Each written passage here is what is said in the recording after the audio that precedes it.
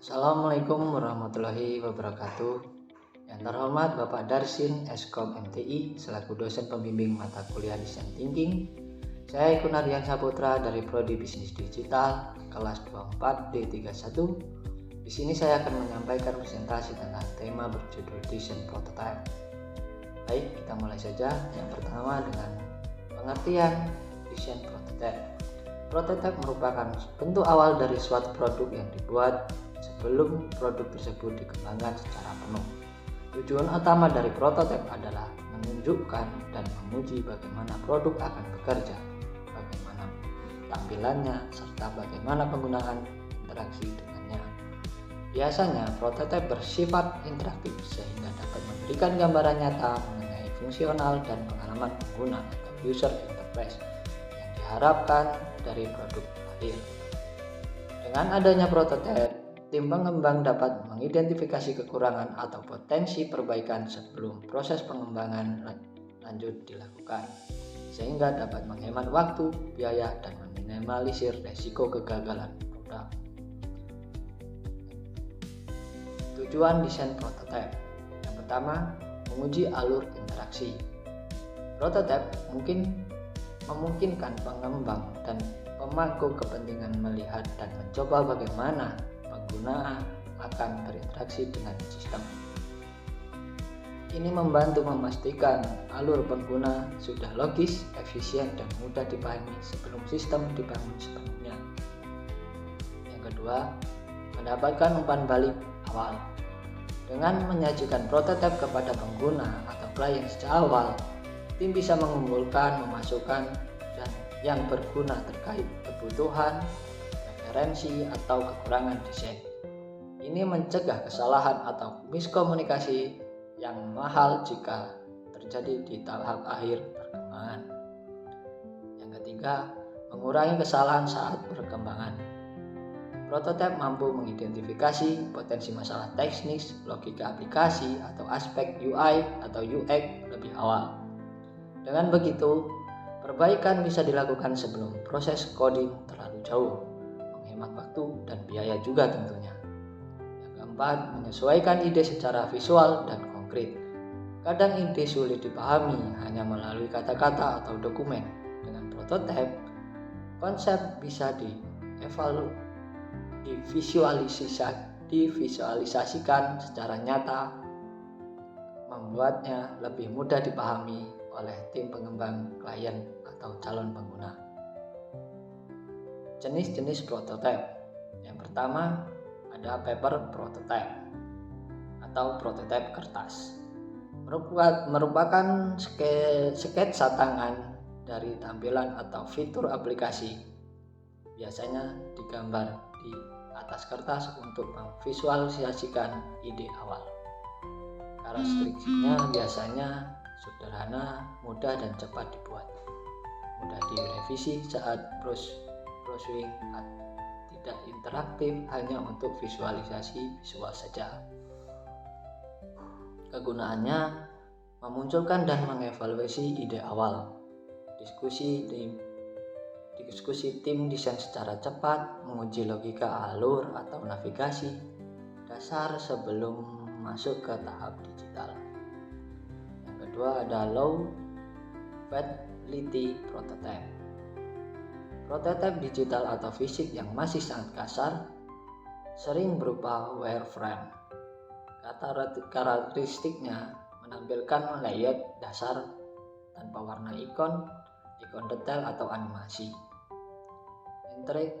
Interaktivitas sangat terbatas, bahkan bisa non-interaktif. Kegunaannya menyampaikan struktur dan tata letak dasar, memudahkan diskusi awal dengan tim. Yang ketiga ada mid fidelity prototype. Tingkat detail menengah sudah mencerminkan desain visual yang lebih rapi. Karakteristiknya adalah memiliki elemen UI dasar seperti tombol, teks, atau form. Ada interaktivitas seperti klik tombol atau pindah halaman. Ada juga belum menyertakan animasi kompleks. Kegunaannya untuk mengomunikasikan alur kerja dan fungsi utama aplikasi. Uji penggunaan atau usability testing. Cocok untuk presentasi, juga untuk biar lebih mudah untuk dipahami lagi. Yang keempat ada Usability Prototype. Prototype dengan tampilan dan interaksi yang sangat mirip dengan produk jadi.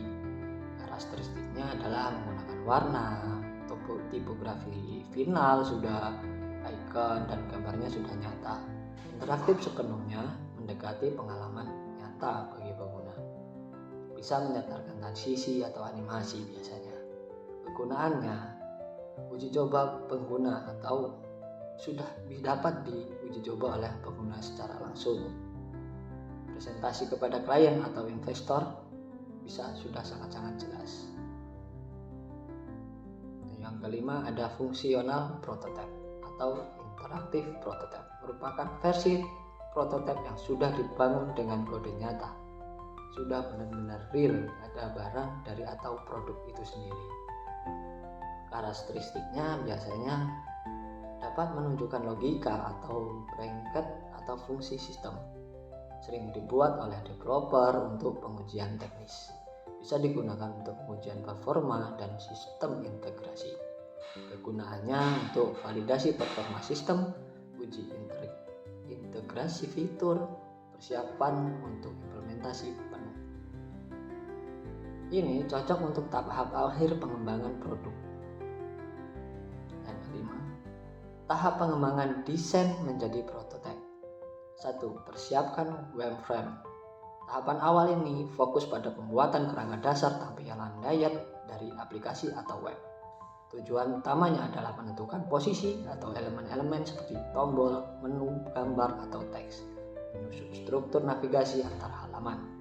Tidak menekankan pada estetika, melainkan fungsi dan alur. Contoh alatnya ada Figma, Balsamiq, Adobe yang XD. Itu adalah salah satu beberapa contohnya. Yang kedua ada tambahkan detail visual. Setelah struktur dasar terbentuk, desainer mulai menambahkan elemen-elemen visual seperti warna, tipografi, icon, gambar, ilustrasi, branding, atau logo identitas visual. Ini menghasilkan desain yang lebih realistis, mencerminkan produk final. Yang ketiga, buat interaksi dan transisi. Desain visual kemudian diubah menjadi prototipe interaktif dengan cara menambahkan link antar halaman, misal tombol login menuju dashboard, menyusun animasi transisi, overall effect atau feedback visual. Simulasi interaksi pengguna agar dapat diuji tanpa perlu menulis kode. Alat seperti Figma dan Adobe XD memungkinkan prototipe ini dibuat secara visual. Keempat, lakukan uji coba atau user testing. Prototipe diuji oleh pengguna sesungguhnya atau representatif dari target user, mengalami bagaimana mereka berinteraksi dengan desain, mengidentifikasi hambatan, kebingungan, atau kebutuhan yang tidak terpenuhi. Mengumpulkan feedback untuk perbaikan bisa dilakukan melalui observasi langsung atau tools testing seperti mesh atau logback. Kelima, interaksi dan refinement. Berdasarkan dari uji coba, desain diperbaiki, disesuaikan, dan disempurnakan. Siklus interaksi ini bisa berulang beberapa kali hingga prototipe menjadi tujuan yang optimal.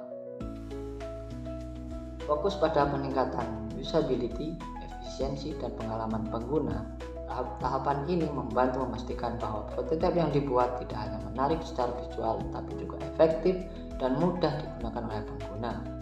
Kesimpulannya, prototipe adalah representasi awal dari produk yang digunakan untuk menggambarkan, menguji, dan menyempurnakan desain setelah interaksi pengguna sebelum pengembangan penuh dilakukan.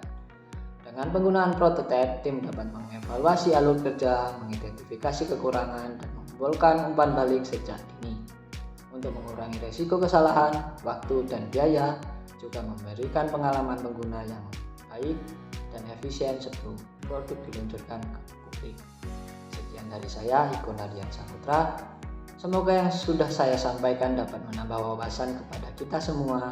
Dan jika ada saran atau tambahan dari teman-teman, silahkan komen-komen di bawah. Jangan lupa subscribe, like, dan share video ini agar kita semua dapat berbagi ilmu. Saya akhiri. Assalamualaikum warahmatullahi wabarakatuh.